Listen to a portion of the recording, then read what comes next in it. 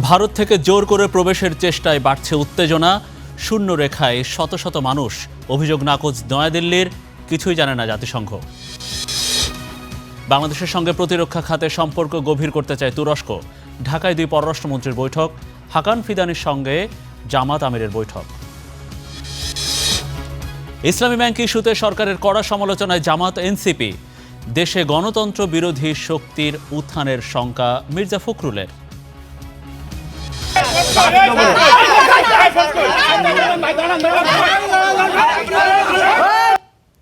যশোরে মসজিদের মাইকে ঘোষণা দিয়ে আসামি ছিনতাইয়ের অভিযোগ। ওয়ারেন্ট ছাড়াই তুলে নেয়ার চেষ্টা, অভিযোগ বিএনপি নেতার। থানায়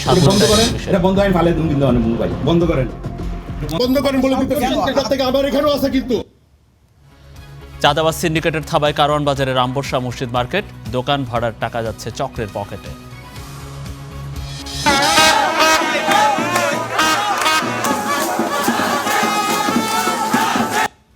বিশ্বকাপ উন্মাদনায় ভাসছে দেশ। ছুটির দিনে পুরান ঢাকায় শোভাযাত্রা। বগুড়ায় ফুটবল প্রেমীদের উচ্ছ্বাস।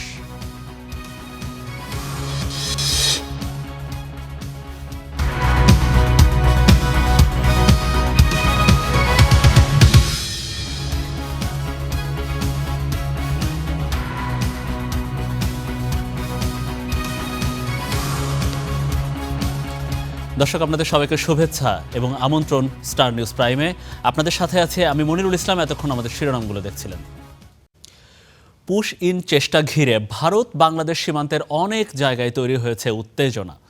লালমনিরহাট, পঞ্চগড় ও নওগাঁর বিভিন্ন সীমান্ত এলাকা দিয়ে অর্ধশতাধিক মানুষকে পুশ ইন চেষ্টার অভিযোগ উঠেছে বিএসএফ এর বিরুদ্ধে। তবে বিজিবি ও স্থানীয়দের তৎপরতায় সেগুলো কিছুই সম্ভব হয়নি। লালমনিরহাটের সীমান্ত এলাকা। গত ২৪ ঘন্টায় এখানকার ৩টি পয়েন্ট দিয়ে নারী শিশুসহ অন্তত ৩৩ জনকে পুশিনের চেষ্টা চালিয়েছে ভারতীয় সীমান্তরক্ষী বাহিনী বিএসএফ। এর মধ্যে হাতীবান্ধা উপজেলার বড়খাতা বিওপি এলাকায় ১১ জন, পাটগ্রাম উপজেলার ৬৫ বাড়ি বিওপি এলাকায় ১০ জন এবং আদিতমারী উপজেলার দিঘলটারি সীমান্ত এলাকায় আরও ১২ জনকে ঠেলে পাঠানোর চেষ্টা করা হয়। তবে বিজিবির তৎপরতা ও প্রতিরোধমূলক ব্যবস্থা নেয় সেই চেষ্টা সফল হয়নি। ৩৩ জনের ওই দলটি সীমান্তের শূন্যরেখায় অবস্থান করছে। বর্ডারের সীমান্তে ইন্ডিয়ান বিএসএফ থেকে শুরু করে প্রায় ২০ থেকে ২৫ জন ইন্ডিয়ান নাগরিককে, ১০ জন নাগরিককে তারা অবৈধভাবে পুশিং করায়। শূন্যরেখা বরাবর আমরা এদেরকে প্রতিহত করি। স্থানীয় গণ্যমান্য ব্যক্তি এবং বিজিবি সহ তাদেরকে আমরা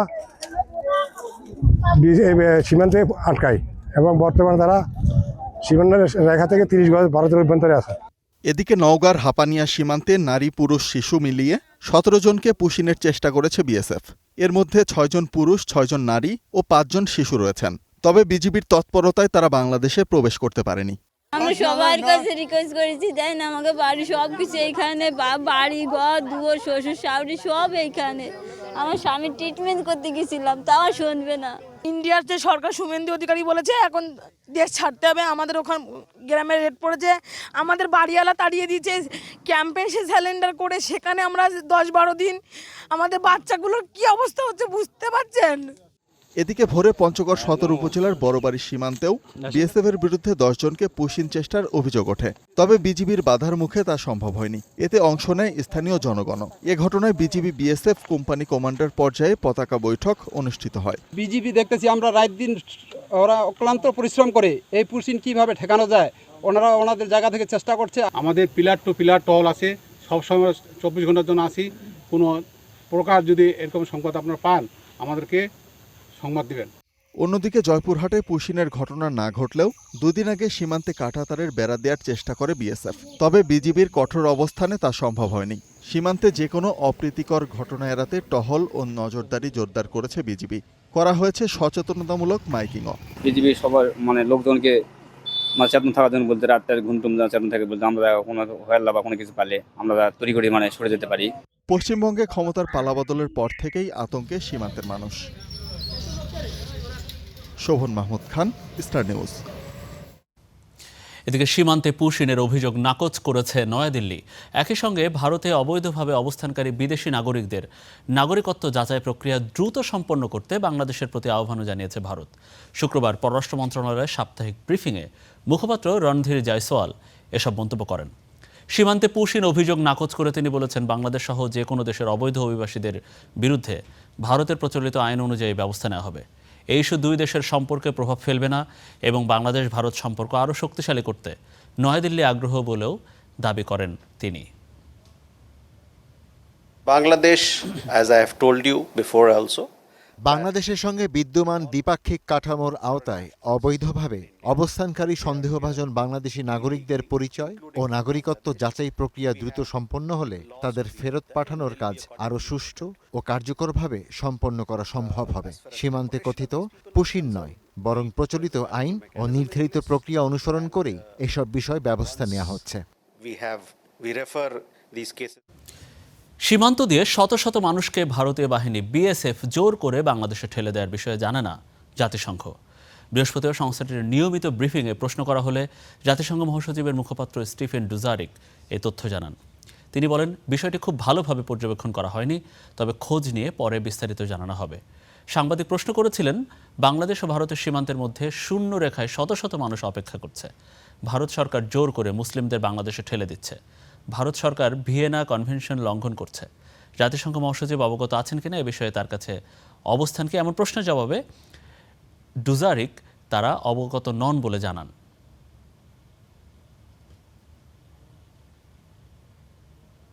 Hundreds of people are waiting in zero line between Bangladesh and India border. India government pushing Muslim people forcibly to Bangladesh. The current government violating the Vienna Convention. Does UN Secretary General aware of it, and what's his position on that? I will get back to you on that. I have not been following this particular incident closely enough, but I will revert back to you. Osman হাদি হত্যা মামলাকে ঘিরে ভারতের স্বরাষ্ট্র মন্ত্রণালয়ের বিরুদ্ধে মন্তব্য করে নতুন বিতর্কে জড়িয়েছেন পশ্চিমবঙ্গের সাবেক মুখ্যমন্ত্রী মমতা বন্দ্যোপাধ্যায়। আর সেই মন্তব্যের জেরে এবার কলকাতাতেও তার বিরুদ্ধে অভিযোগ দায়ের করা হয়েছে। বৃহস্পতিবার কলকাতা পুলিশ সদর দপ্তর লালবাজার সাইবার ক্রাইম বিভাগের কাছে অভিযোগ জমা দেন অখিল ভারত হিন্দু মহাসভার রাজ্য সভাপতি ডক্টর চন্দ্রচূড় গোস্বামী। অভিযোগে বলা হয়, মমতার বক্তব্যে দেশের ভাবমূর্তি ক্ষুণ্ণ করেছে এবং সেই বিষয়টি দেশদ্রোহিতার শামিল। এই ঘটনায় তৃণমূল নেত্রীকে গ্রেপ্তারের দাবি জানানো হয়েছে। এর আগে একই অভিযোগে শিলিগুড়িতে মমতা ব্যানার্জির বিরুদ্ধে মামলা করা হয়।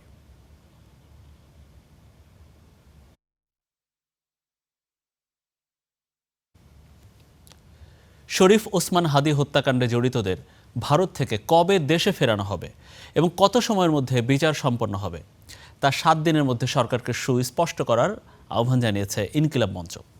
অন্যথায় আগামী শুক্রবার থেকে শাহবাগে লাগাতার অবস্থান কর্মসূচির ঘোষণা দিয়েছেন মঞ্চের সদস্য সচিব আব্দুল্লাহ জাবের। হাদি হত্যার বিচার দাবিতে শুক্রবার জুম্মার নামাজের পর ঢাকা বিশ্ববিদ্যালয় কেন্দ্রীয় মসজিদের সামনে থেকে শুরু হয় বিক্ষোভ মিছিল। টিএসসি ঘুরে হাদির সমাধি প্রাঙ্গণে সমাবেশে আব্দুল্লাহ জাবের আরও বলেন, হাদি হত্যার বিচারের সময় নিয়ে প্রধানমন্ত্রীকে সুস্পষ্ট বক্তব্য দিতে হবে।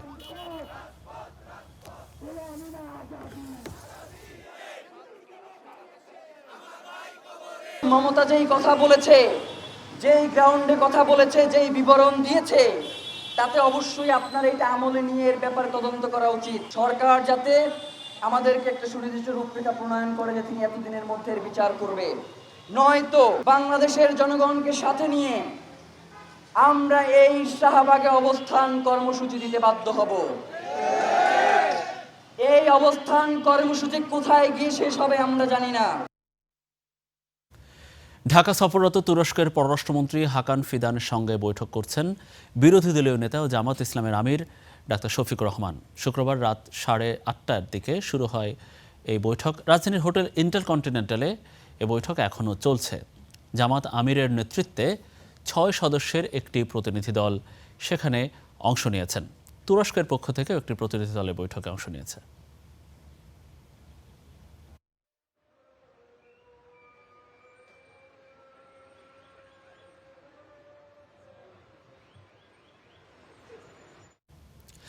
হোটেল ইন্টারকন্টিনেন্টালে শাহবাগে এই বৈঠক কভার করছেন আমাদের সহকর্মী এইচ.এম. ইমরান। সরাসরি যাচ্ছে তার কাছে।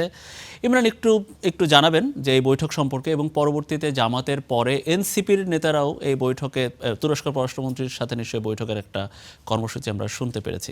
কি বিষয় আসছে এই বৈঠকে, কি জানতে পেরেছেন বৈঠক নিয়ে?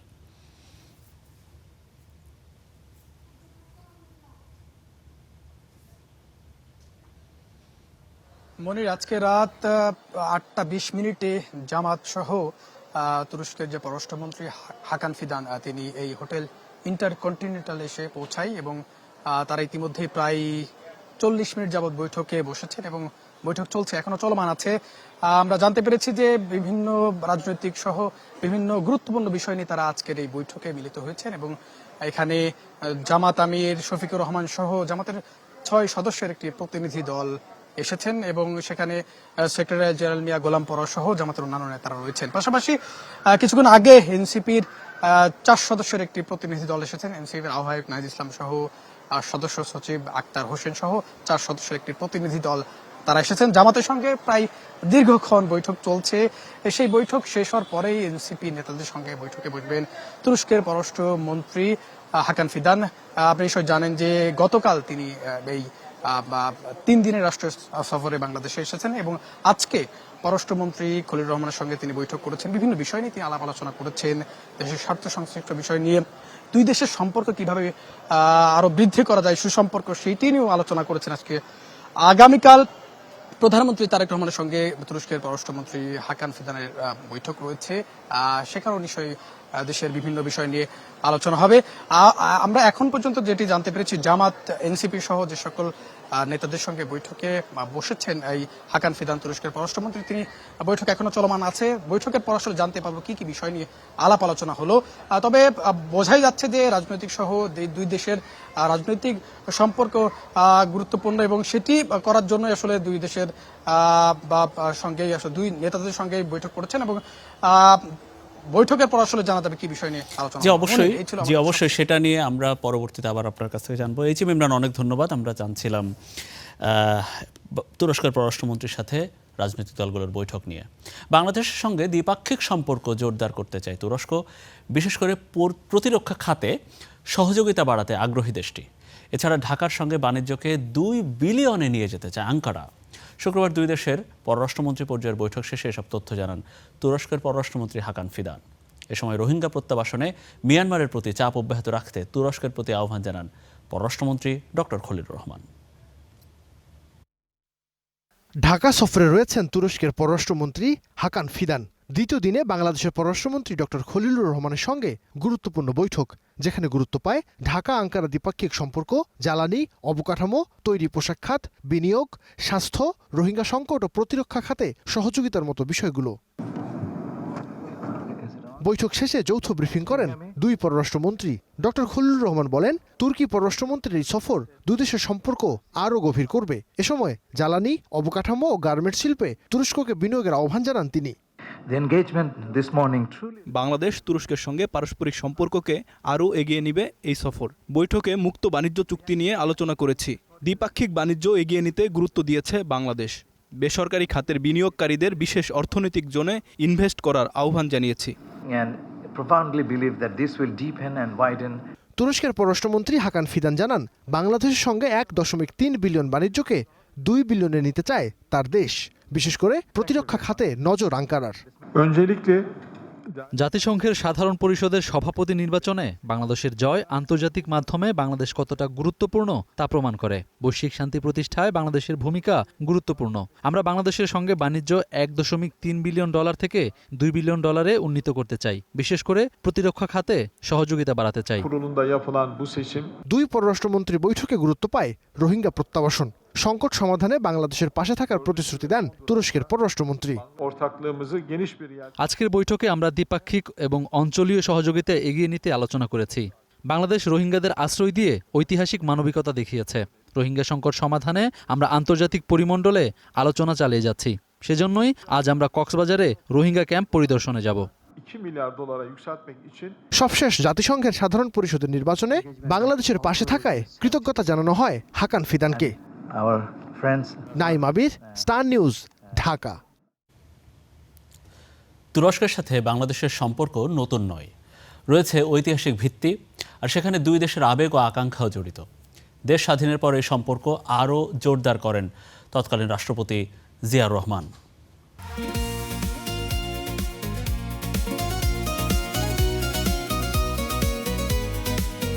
তুরস্কের সঙ্গে বাংলাদেশের সামাজিক, রাজনৈতিক ও ধর্মীয় সম্পর্ক ঐতিহাসিক। দেশটি থেকে যেমন সুফি, দরবেশ, ব্যবসায়ীরা এই ভূখণ্ডে এসেছেন, তেমনি তুর্কি খেলাফত নিশ্চিহ্ন করার বিরুদ্ধে ভারতের অন্যান্য মুসলমানদের সঙ্গে রুখে দাঁড়িয়েছিলেন এখানকার মুসলমানরাও। 1974 সালে ওআইসি সম্মেলনে বাংলাদেশকে স্বীকৃতি দেয় তুরস্ক। তবে দুই দেশের মধ্যে গতিশীল দ্বিপাক্ষিক ও কূটনৈতিক সম্পর্কের সূচনা হয় রাষ্ট্রপতি জিয়াউর রহমানের আমলে। বাংলাদেশের প্রথম রাষ্ট্রপ্রধান হিসেবে তুরস্ক সফর করেন জিয়াউর রহমান, যা দুদেশের বন্ধুত্বকে মজবুত করে। তার কূটনৈতিক উদ্যোগে 1976 সালে ঢাকায় তুর্কি দূতাবাস খোলা হয়। 1981 সালে আঙ্কারায় পূর্ণাঙ্গ দূতাবাস কার্যক্রম শুরু করে বাংলাদেশ। শেখ মুজিবুর রহমানের আমলে ইন্দো সোভিয়েত বলয়ে আটকে ছিল বাংলাদেশ। তবে এই বলয় থেকে বের করে মুসলিম বিশ্বের সঙ্গে সুসম্পর্ক করেন রাষ্ট্রপতি জিয়াউর রহমান, যেখানে তুরস্ক ছিল অন্যতম প্রধান অংশীদার। 1978 সালে তৎকালীন রাষ্ট্রপতি জিয়াউর রহমানের তুরস্ক সফরের পর দুই দেশের মধ্যে প্রথম সামরিক প্রযুক্তিগত আলোচনা শুরু হয়। এর ধারাবাহিকতায় 1981 সালে সই হয় মিলিটারি ট্রেনিং কোঅপারেশন এগ্রিমেন্ট বা সামরিক প্রশিক্ষণ সহযোগিতা চুক্তি, যাতে বাংলাদেশ নৌবাহিনীর এলিট ফোর্স সোয়াটসকে প্রশিক্ষণ দেয় তুর্কি নেভাল স্পেশাল ফোর্সেস। বিএনপি ফের ক্ষমতায় এসে ঐতিহাসিক সেই সম্পর্ককে আরও গতিশীল করার উদ্যোগ নিয়েছে। গণমাধ্যমগুলোতে বিশ্লেষকরা বলছেন, এই সম্পর্ক দক্ষিণ এশিয়ার ভূ রাজনীতিতে বাংলাদেশের অবস্থান শক্তিশালী করছে। এছাড়া গৃহযুদ্ধরত মিয়ানমার বা অন্যান্য আঞ্চলিক নিরাপত্তা ঝুঁকি মোকাবিলায় প্রতিরোধ ক্ষমতা বাড়াতে সহযোগিতা করবে। আমাদের সহকর্মী আমিরুল ইসলাম আলিফের একটি এক্সপ্লেইনার বা বিশ্লেষণধর্মী প্রতিবেদন দেখছিলাম আমরা। দেশে গণতন্ত্র বিরোধী শক্তির উত্থান হচ্ছে। ঐক্যবদ্ধ হয়ে তাদের প্রতিহতের আহ্বান জানিয়েছেন বিএনপি মহাসচিব মির্জা ফখরুল ইসলাম আলমগীর। বিকেলে জাতীয় প্রেস ক্লাবে এক স্মরণ সভায় যোগ দিয়ে তিনি বলেন, দেশে নৈরাজ্যের সৃষ্টির চক্রান্ত চলছে। বিএনপির জ্যেষ্ঠ নেতা মাহবুবুল হক ও কৃষক দলের সাবেক কেন্দ্রীয় সভাপতি মাহবুবুল আলম তারার মৃত্যুবার্ষিকীতে এই স্মরণ সভার আয়োজন করা হয় জাতীয় প্রেস ক্লাবে। ফেনীর এই দুই কৃতি সহোদরের অবদানের কথা শ্রদ্ধার সঙ্গে স্মরণ করেন বক্তারা। অনুষ্ঠানে বিএনপি নেতা শামসুজ্জামান দুদু বলেন, সরকারকে বিব্রত করতে একটি গোষ্ঠী তৎপরতা চালাচ্ছে। প্রচারণার সঙ্গে বট বাহিনীর একটি শব্দ আমরা পেয়েছি। প্রধান অতিথির বক্তব্যে বিএনপি মহাসচিব বলেন, রাজনৈতিক নেতৃবৃন্দের ব্যাপক হারে চরিত্র হনন করা হচ্ছে।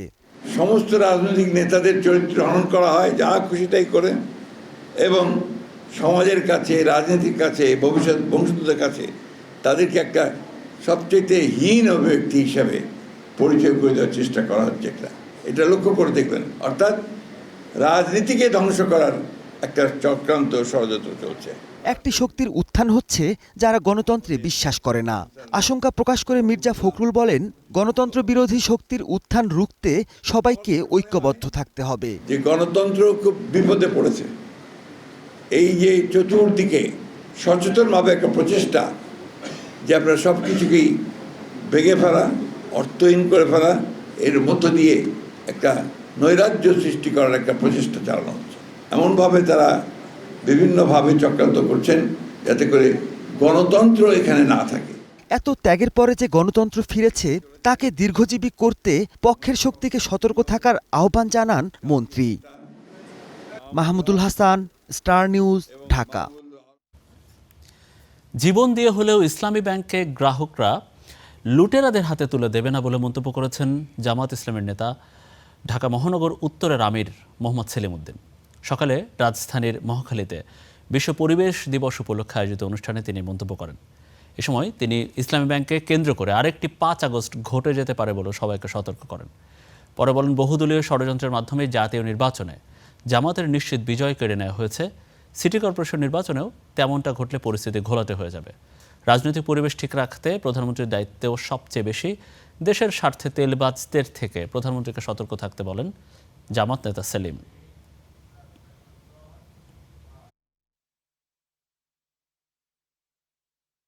গ্রাহকরা জীবন দিবে আপনাদের হাতে, লুটেরাদের হাতে ইসলামী ব্যাংক দেবে না। এবং আরেকটা 5ই আগস্ট ঘটে যেতে পারে শুধু ইসলামী ব্যাংককে কেন্দ্র করে।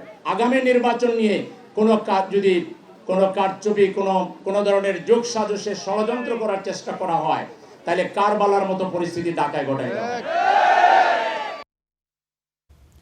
এদিকে এনসিপির দক্ষিণাঞ্চলের মুখ্য সংগঠক ও সংসদ সদস্য হাসনাত আব্দুল্লাহ বলেছেন, পরিসংখ্যান নির্ভর নাম সর্বস্ব বাজেট দেখতে চায় না জনতা। দুপুরে দলটির বাংলা মোটর কার্যালয়ে ছায়া বাজেট প্রকাশ অনুষ্ঠানে তিনি আরও বলেন, সরকার যে প্রক্রিয়া ইসলামী ব্যাংকের উপর নজর দিয়েছে তা অর্থনীতির জন্য সুখকর নয়।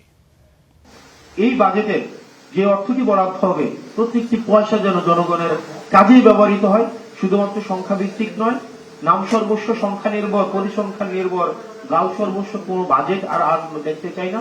যে বাজেটটি প্রকাশিত হবে সেই বাজেটটির প্রত্যেকটি অর্থ যেন সেখানে সুফল জনগণের কাছে পৌঁছায়। টাঙ্গাইলে ১৪৪ ধারা ভঙ্গ করে ফের সংঘর্ষে জড়িয়েছে 2 গ্রামবাসী। বাড়িঘরে হামলা, ভাঙচুর ও অগ্নিসংযোগে আতঙ্ক ছড়িয়েছে জনমনে। অপ্রীতিকর ঘটনা এড়াতে মোতায়েন করা হয়েছে আইনশৃঙ্খলা বাহিনী। ভয়াবহ এই সংঘর্ষ ভৈরব পৌর এলাকায়। ঈদ পরবর্তী ফুটবল খেলাকে কেন্দ্র করে পঞ্চবটি ও জগন্নাথপুর গ্রামের বাসিন্দাদের মধ্যে এই সংঘর্ষ বাধে। পূর্ববিরোধের জের ধরে শুরু হওয়া এই সংঘাত মুহূর্তেই রূপ নেয় রণক্ষেত্রে। বৃহস্পতিবার সন্ধ্যা থেকে দফায় দফায় এই সংঘর্ষ চলে গভীর রাত পর্যন্ত। পরিস্থিতি নিয়ন্ত্রণে আনতে পুলিশ, র্যাব, সেনাবাহিনী, রেলওয়ে নিরাপত্তা বাহিনী ও আনসার সদস্যরা কয়েক দফায় চেষ্টা করেও ব্যর্থ হন। এই সহিংসতায় সাংবাদিক সহ 8 পুলিশ সদস্য এবং উভয় পক্ষের অন্তত 30 জন গুরুতর আহত হন। প্রশাসন সম্পূর্ণ অবহেলা করতেছে, যার জন্য যাত্রীদের ভোগান্তি হচ্ছে। আর এখানে কোনোভাবেই থামাইতেছে না মারামারি। আমার তছনছ করে আমার টাকা পয়সা যা আছে, ক্ষুদ্র টাকা পয়সা সব সম্পূর্ণগুলো রাখা দিয়েছে তারা। অনেক মানুষ ভোগান্তিতে আছে, শনিবারে সবাই অফিস করবে। সংঘর্ষ চলাকালে কয়েকটি আন্তনগর ট্রেন বিভিন্ন স্টেশনে আটকা পড়ে। এতে ভোগান্তিতে পড়েন শত শত যাত্রী। 6 ঘন্টা পর ট্রেন চলাচল স্বাভাবিক হয়। প্রথম ট্রেন আমরা রাত 1টা 30 মিনিটে ট্রেন চলাচল শুরু করলাম। প্রথমে চট্টগ্রাম থেকে ছেড়ে আসা মহানগর গুদুলি আসলো এবং চলে গেল। আর পরবর্তী তুলে 11 গুদুলি আমাদের রেল স্টেশনে আসছে এবং ইঞ্জিনের উপর এটাও কিশোরগঞ্জের দিকে চলে যাবে। আমরা আশা করতেছি পরবর্তীতে গাড়িতে আর কোনো সমস্যা হবে না। সিসিটিভি আছে, আমরা সেগুলো দেখে আইনশৃঙ্খলা বাহিনীর মাধ্যমে, সংস্থার মাধ্যমে যারা এই ধরনের ন্যাক্কারজনক কাজ করেছে তাদের বিরুদ্ধে সর্বোচ্চ ব্যবস্থা গ্রহণ করা সম্ভব। অন্যদিকে টাঙ্গাইলের গোপালপুরে আধিপত্য বিস্তারকে কেন্দ্র করে সংঘর্ষে নিহতের পর পরিস্থিতি নিয়ন্ত্রণে 144 ধারা জারি করা হয়েছে। উপজেলার নলিন ও জগৎপুরা এলাকায় শুক্রবার সকাল 6টা থেকে অনির্দিষ্টকালের জন্য এটি বলবৎ থাকবে বলে জানিয়েছে প্রশাসন। হিমাতুল জান্নাত, স্টার নিউজ। চাঁদাবাজ সিন্ডিকেটের হাত থেকে রক্ষা পায়নি কারওয়ান বাজারের ঐতিহ্যবাহী আম্বর শাহ মসজিদ মার্কেটও। অভিযোগ, রাজনৈতিক প্রভাব খাটিয়ে বছরের পর বছর নামমাত্র ভাড়ায় দেওয়া হয়েছে মসজিদের দোকান, আর সেই টাকার বড় একটি অংশ যায় সংঘবদ্ধ একটি চক্রের পকেটে। অভিযোগের অনুসন্ধানে গেলে অবরুদ্ধ করা হয় স্টার নিউজ টিমকেও, করা হয় হয়রানি, লাঞ্ছনা। সহকর্মী হাবিবুল ইসলাম হাবিবের বিশেষ রিপোর্ট।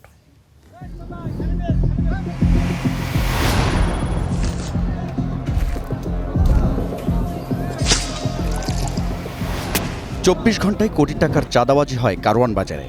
গত 17 এপ্রিল স্টার নিউজের অনুসন্ধানী প্রতিবেদনে বেরিয়ে আসে এমন চাঞ্চল্যকর তথ্য।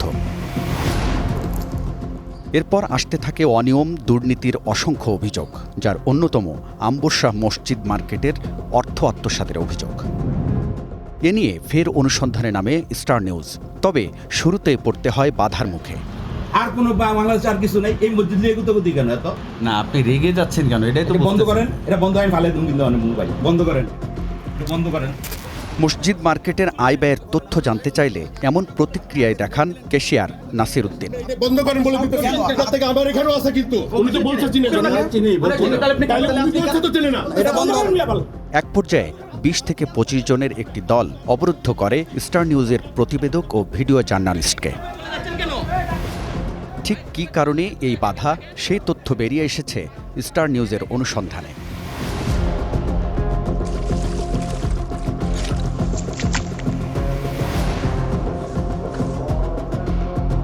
সুবেদার শায়েস্তা খাঁর আমলে নির্মিত আম্বর শাহ মসজিদের পাশে রয়েছে 7তলা মাদ্রাসা ভবন।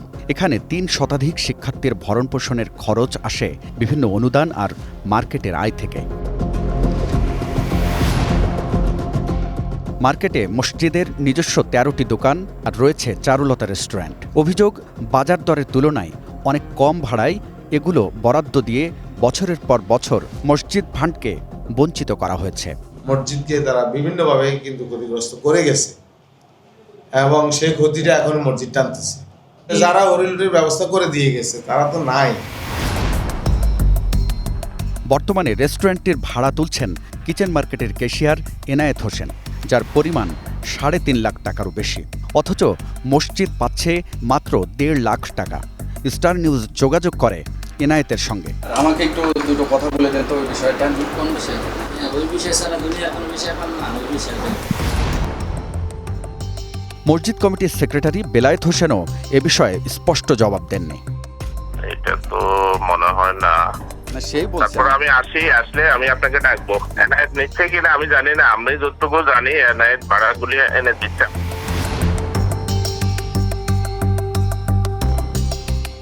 মসজিদের মালিকানাধীন 13টি দোকানের ভাড়া নিয়েও চলছে তুঘলকি কাণ্ড। একটি দোকান আওয়ামী লীগ কোটায় সাবেক স্বরাষ্ট্রমন্ত্রীর সুপারিশে দখল করে রেখেছেন কাশেম ভান্ডারী নামের এই ব্যক্তি, যার কোনো ভাড়াই দেন না তিনি। আজকে 10 বছর উনি ভাড়া দেন এবং উনাকে দোকানে নোটিশ করলে নোটিশের উত্তর দেন। এখন উনি ছিল স্বরাষ্ট্রমন্ত্রীর খুব কাছের লোক। অনুসন্ধান বলছে, দীর্ঘদিন ধরে আম্বুরশা মসজিদ কমিটি ও কিচেন মার্কেটের কিছু প্রভাবশালী ব্যক্তি মিলে গড়ে তুলেছেন একটি শক্তিশালী সিন্ডিকেট, যাদের অন্যতম আম্বুরশা মসজিদ কমিটির সেক্রেটারি বেলায়েত হোসেন, যিনি সাবেক স্বরাষ্ট্রমন্ত্রীর ক্যাশিয়ার হিসেবেও পরিচিত। কিচেন মার্কেটের ক্যাশিয়ার এনায়েত হোসেন এবং কিচেন মার্কেটের ব্যবসায়ী জহিরুল ইসলাম। হাবিবুল ইসলাম হাবিব, স্টার নিউজ, ঢাকা। ঢাকা সফররত তুরস্কের পররাষ্ট্রমন্ত্রী হাকান ফিদানের সঙ্গে বৈঠক করেছেন বিরোধী দলীয় নেতা এবং জামাত ইসলামের আমির। তিনি এই মুহূর্তে বৈঠক শেষে সাংবাদিকদের সাথে কথা বলছেন। আমরা সরাসরি সেখানে একটু যেতে চাই। জেনারেল এবং সংসদে বিরোধী দলীয় হুইপ জনাব রফিকুল ইসলাম খান, ঢাকা মহানগরী উত্তরের আমির জনাব সেলিম উদ্দিন এবং আমাদের আরেকজন সংসদ সদস্য বাংলাদেশ জামাত ইসলামের আমিরের ফরেন অ্যাফেয়ার্স অ্যাডভাইজার জনাব মীর আহমদ বিন কাসেম আরমান এমপি। আমরা প্রায় 1 ঘন্টা সময় একসাথে কাটালাম। দুই দেশের স্বার্থ সংশ্লিষ্ট বিষয়ে আমরা আলাপ আলোচনা করলাম। তাদের এই সফরকে আমরা বাংলাদেশের জনগণের পক্ষ থেকে স্বাগত জানিয়েছি। তুরস্ক আমাদের পরীক্ষিত দীর্ঘদিনের বন্ধু দেশ। আমরা আশা করি দুই দেশের মধ্যে সম্পর্ক আগামী দিনে আরও নতুন উচ্চতায় যাবে ইনশাআল্লাহ। আমরা তাদেরকে অনুরোধ করেছি বেশ কতগুলো ব্যাপারে তাদের অ্যাটেনশন দেওয়ার জন্য। প্রথমত রোহিঙ্গা ক্রাইসিস নিয়ে বাংলাদেশ যে সমস্যার মধ্যে আছে, এটার একটা যৌক্তিক সমাধানের জন্য তারা যেন আন্তর্জাতিক উদ্যোগের অংশ হিসাবে এগিয়ে এসে তারা দায়িত্ব পালন করেন। আমরা তাদেরকে ধন্যবাদ জানিয়েছি। বর্তমানে বাংলাদেশে রোহিঙ্গাদের জন্য তারাই সর্বোচ্চ অনুদান দিয়ে চলছেন এবং গোড়া থেকে এখন পর্যন্ত তারা আছেন, তাদেরকে ছেড়ে যাননি। আমরা এরপরে দুই দেশের মধ্যে ব্যবসা বাণিজ্যের বিভিন্ন ক্ষেত্র নিয়ে আলোচনা করেছি, বিশেষ করে আমাদের চামড়া শিল্প, আমাদের পাট শিল্প, গার্মেন্ট শিল্প, আমাদের শিক্ষা, স্বাস্থ্য, ডিফেন্স ইন্ডাস্ট্রি, এই সমস্ত বিষয়ে আমরা ফ্রুটফুল আলোচনা করেছি। বাংলাদেশ সরকারের সাথে সহযোগিতা করার জন্য আমরা তাদেরকে আহ্বান জানিয়েছি। এট দ্য সেম টাইম বাংলাদেশে আইনের শাসন, অর্থনৈতিক ক্ষেত্রে সুশাসন, ব্যাংক বিমার ক্ষেত্রে নৈরাজ্য বন্ধ করা এবং বিচারে স্বচ্ছতা নিশ্চিত করা, এই সমস্ত বিষয়ে তাদের পক্ষ থেকে বন্ধু রাষ্ট্র হিসাবে করণীয় কিছু থাকলে সেইটাও তারা যাতে পালন করতে পারে সেই ব্যাপারে আমরা তাদেরকে পরামর্শ দিয়েছি, অনুরোধ করেছি। তারাও আমাদের কথাগুলো খুব গুরুত্ব সহকারে শুনেছেন। তুরস্কের সাথে আমাদের দীর্ঘদিনের এই বন্ধুত্ব বাংলাদেশের, আমরা প্রত্যাশা করি যে এটা দিন দিন সামনের দিকে আরও এগিয়ে যাবে এবং দুই দেশের একান্ত বন্ধু হিসাবে আরও নিকটে আসবে। আমরা পরস্পরের উন্নয়ন এবং অগ্রযাত্রার আমরা অংশীদার হব ইনশাআল্লাহ। আমরা আশা করছি যে অব্যাহত এই সম্পর্কের মধ্য দিয়ে বাংলাদেশ এবং তুরস্ক বিশ্ববাসীর জন্য বিভিন্ন ক্ষেত্রে অবদান রাখতে সক্ষম হবে। আমরা জামাত আমিরের সরাসরি কথা শুনছিলাম হোটেল ইন্টারকন্টিনেন্টালে। তিনি সাংবাদিকদের সাথে কথা বলছিলেন। আর আপনারা দেখছেন স্টার নিউজ প্রাইম। আমরা কিছুক্ষণ পরে ফিরছি, আমাদের সাথে।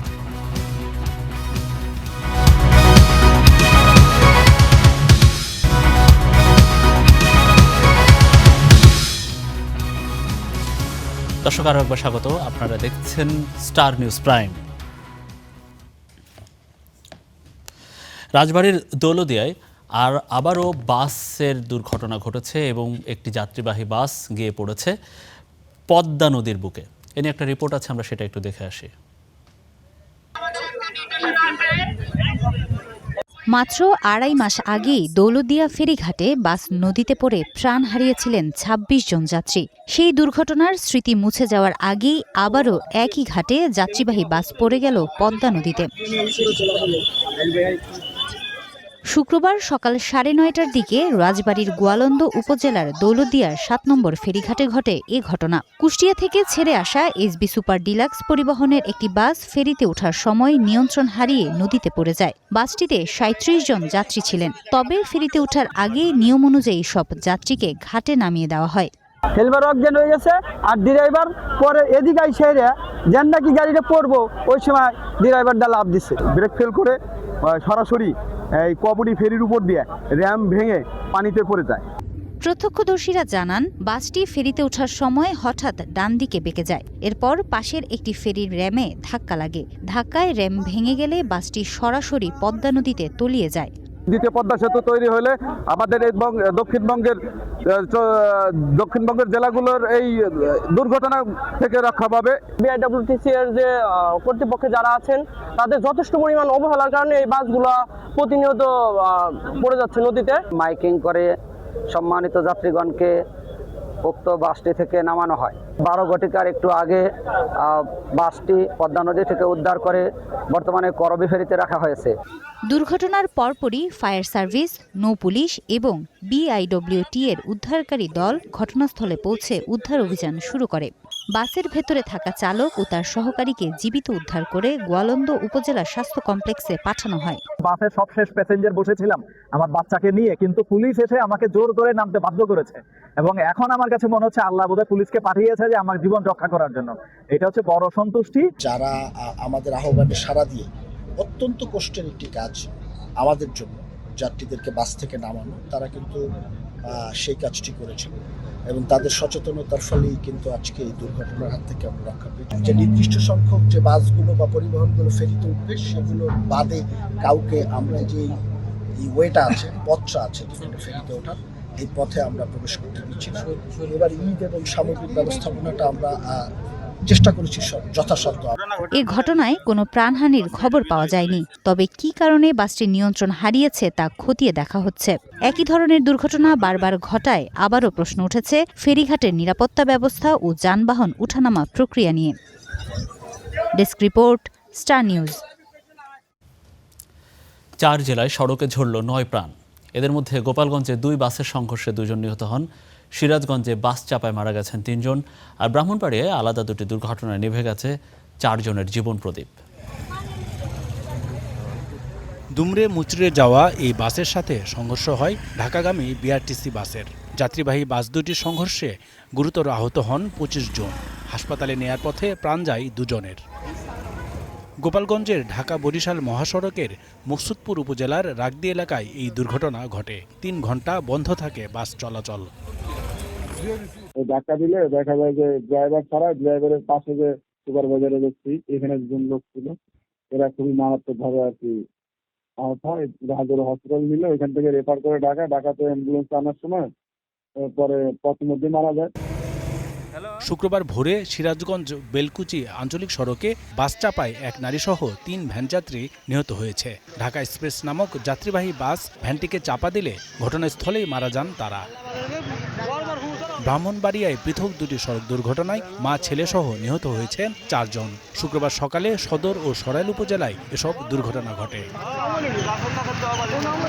পুলিশ ও স্থানীয় সূত্রে জানা যায়, সকাল 8:30টার দিকে ব্রাহ্মণবাড়িয়া সদর উপজেলার কুমিল্লা সিলেট মহাসড়কে একটি পিকআপ ভ্যান সিএনজি চালিত অটোরিকশাকে পেছন দিক থেকে ধাক্কা দেয়। আহতদের উদ্ধার করে হাসপাতালে নিয়ে গেলে কর্তব্যরত চিকিৎসক এক শিশুসহ 3 জনকে মৃত ঘোষণা করেন। খবর পাওয়ার সাথে আমরা ঘটনাস্থলে আসি। ঘটনাস্থলে এসে আমরা সিএনজি এবং এই পিকআপকে আমরা আমাদের জিম্মায় নিয়ে যাই এবং রোগীগুলা সবাই হসপিটালে চলে আসে।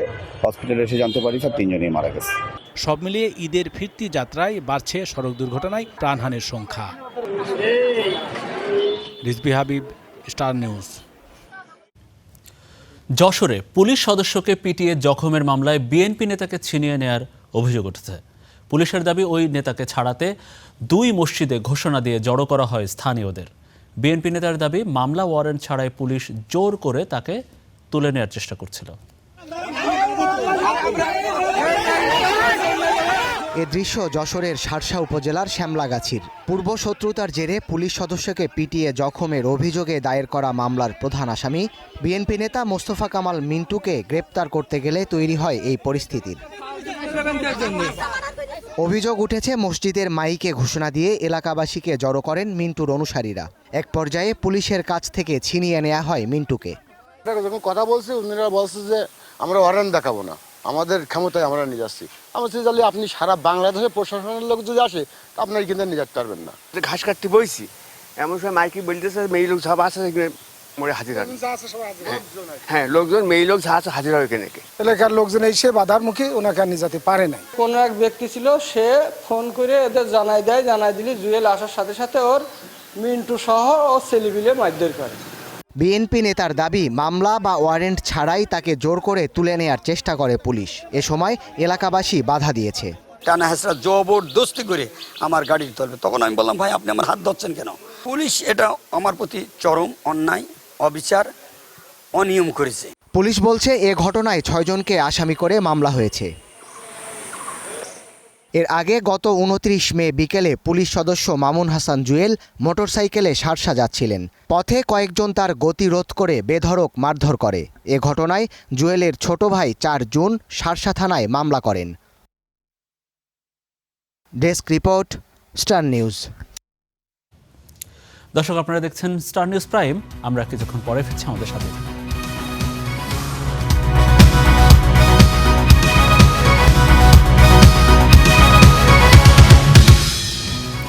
স্বাগত জানাচ্ছি আরো একবার, আপনারা দেখছেন স্টার নিউজ প্রাইম। সড়কে শব্দ দূষণ রোধে এআই প্রযুক্তি ব্যবহার করা হচ্ছে। আজ থেকে হজরত শাহজালাল আন্তর্জাতিক বিমানবন্দর এলাকায় তা কার্যকর হয়েছে বলে জানিয়েছেন ঢাকা উত্তর সিটি কর্পোরেশনের প্রশাসক শফিকুল ইসলাম খান। বিশ্ব পরিবেশ দিবস উদযাপন উপলক্ষে সকালে রাজধানীর গুলশানে আয়োজিত সমাবেশে তিনি জানান, রাজধানীতে কোনো শব্দ দূষণ থাকবে না। যারা আইন অমান্য করবেন তাদের বিরুদ্ধে আইন অনুযায়ী ব্যবস্থা নেওয়া হবে। দূষণ রোধে গুলশান বনানী সহ গুরুত্বপূর্ণ এলাকাগুলো পর্যায়ক্রমে ব্যবস্থা নেওয়া হবে বলেও জানান শফিকুল ইসলাম খান। হযরত শাহজালাল আন্তর্জাতিক বিমানবন্দরকে আমরা নীরব বলে ঘোষণা করেছি। আজ থেকে সেখানে রেজি ট্রাফিকের যিনি প্রধান আছেন উনি অ্যাকশনে চলে যাবেন। একদিনেই বাংলাদেশের মতো জায়গায় সবকিছু সফলভাবে শতভাগ করা সম্ভব নয়। আমরা চেষ্টা করব, চেষ্টা অব্যাহত থাকবে। ইউরোপের মাটিতে প্রথমবার স্বাগতিক কোনো দেশের মুখোমুখি হতে যাচ্ছে বাংলাদেশ। প্রতিপক্ষ ফিফা র্যাঙ্কিংয়ের শেষ দল সান মারিনো হলেও তাদের ঘরের মাঠে অবহেলা করার কোনো সুযোগ নেই। দীর্ঘ ভ্রমণ ক্লান্তি আর অচেনা কন্ডিশনের চ্যালেঞ্জ জয় করে মাঠে নামার অপেক্ষায় জামাল ভুঁইয়ারা। নতুন কোচ থমাস টুলির অধীনে কেমন হলো বাংলাদেশের প্রস্তুতি, জানাচ্ছেন তানজিম ঐশী। মাঠে হামজা জায়ানদের এই সিরিয়াসনেসই বলে দেয়, র্যাঙ্কিংয়ের শেষ দল হলেও সান মারিনোকে অবহেলার কোনো সুযোগ নাই। শুক্রবার প্রথমবারের মতো ইউরোপের মাটিতে স্বাগতিক কোনো দেশের বিপক্ষে খেলার অপেক্ষায় বাংলাদেশ। বুকে আছে দৃঢ় বল আর মনের জয়ের আত্মবিশ্বাস। তবে বাংলাদেশের নতুন কোচ সংবাদ সম্মেলনে জানিয়ে রাখলেন, সান মারিনোর ঘরের মাটিতে বাংলাদেশি বরং underdog. San Marino, we know that it's very difficult for them to get points, to get up in the rankings. So that doesn't reflect the whole world actually where they are in the situation, in last place. And I was trying to explain that to my players also, that we are kind of here the underdog, even so we are 20-30 points ahead of them. এই match দিয়েই বাংলাদেশের নতুন coach Thomas ডুলি অধ্যায় শুরু হচ্ছে। তার দর্শন, technical আর tactical দিকগুলোর সঙ্গেও মানিয়ে নিচ্ছে ফুটবলাররা। অধিনায়ক জামাল ভুঁইয়াও নতুন কোচের অধীনে দেখছেন বড় স্বপ্ন, আশায় আছেন ম্যাচ জেতার। We are prepared for the game tomorrow. We know, as coach said, it's going to be a tough game for us because San Marino, they're playing against good teams in Europe. So it will be a very challenging match for us. But we have to focus on ourselves and we have to give our best for tomorrow's match. দীর্ঘ ভ্রমণ ক্লান্তি, অচেনা condition, নতুন challenge সবকিছু মানিয়ে নিয়েই প্রস্তুতি সেরেছে বাংলাদেশ। এবার মাঠে কাজের কাজটা করে দেখানোর পালা। সান মারিনো সেরেভালি স্টেডিয়ামে ম্যাচটা মাঠে গড়াবে বাংলাদেশ সময় রাত 11টায়। Tanzim Osim, Star Play. বিশ্বকাপ উন্মাদনায় কাঁপছে বাংলাদেশ। আসর শুরু হতে বাকি আর 6 দিন।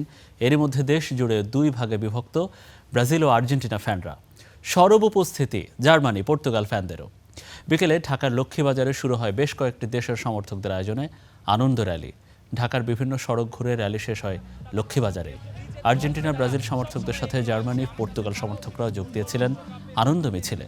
বগুড়ায় প্রায় 300 ফ্যান একসাথে যোগ দেন শোভাযাত্রায়। সেখানে আর্জেন্টিনা ভক্তদের দাপট ছিল বেশি, তাদের স্লোগানে মুখর ছিল পুরো এলাকা। অবশ্য 2 দলের সমর্থকরা বলছেন বিশ্বকাপে যারাই জিতুক আনন্দ উদযাপন হবে একসাথেই। বগুড়ায় আর্জেন্টিনা ভক্তদের দাপট থাকলেও রাঙামাটিতে বর্ণাঢ্য শোভাযাত্রা করেছেন ব্রাজিল সমর্থকরা।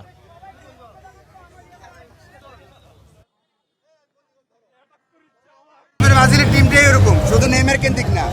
আর্জেন্টিনা তো যেমন মেসি কেন্দ্রিক টিম করে, কিন্তু ব্রাজিল এবার নেইমার কেন্দ্রিক না। ব্রাজিলে আরো অনেক প্লেয়ার আছে যারা একজনের মতো সমর্থক। এবারের দল আগের বারের দল প্রায় সেম। আমরা আশাবাদী আমাদের দলকে নিয়ে এবং আমাদের কোচকে নিয়ে। অবশ্যই বড় বড় যতগুলা ক্লাব আছে সিটিতে দেখেন, তারপরে হচ্ছে আপনার মানে ভালো ভালো ক্লাবে কিন্তু পর্তুগালের সব ভালো ভালো প্লেয়ারগুলো আছে। তো এবার আমরা আশা করতেই পারি। আমি আবারও চ্যাম্পিয়ন হিসেবেই দেখছি, এগিয়ে রাখছি না, আমি চ্যাম্পিয়ন হিসেবেই দেখছি আর্জেন্টিনাকে। এবার বিশ্বকাপে ব্রাজিল ঘরে যাবে, কারণ যে খেলার যে মান দেখছি তাতে আমি মনে করি ব্রাজিল খুব ভালোভাবে খেলছে। আশাবাদী যে এবারে 2026 আর্জেন্টিনাও কাপটা আবার পাবে। আর্জেন্টিনাকে দেখানোর জন্য যে আমরা হেক্সা জয়ের মিশনে আমরা নামছি, আর হচ্ছে যে আমরা হ্যান্ড অফ গড না, হচ্ছে প্রতিভা দিয়ে আমরা 5টা বিশ্বকাপ নিয়েছি। রাঙামাটিতে বৃষ্টি আসবে বলছিল, ওরা মনে করছে বৃষ্টি আসলে আমরা থেমে যাব, কিন্তু বৃষ্টিকে আমরা আরো কি আমন্ত্রণ করলাম, বৃষ্টি আসুক, বৃষ্টি আসলে আরো খেলা হবে। দর্শকের এই ছিল স্টার নিউজ প্রাইমের আয়োজনে। এতক্ষণ আমাদের সাথে থাকার জন্য আপনাদের সবাইকে অনেক অনেক ধন্যবাদ।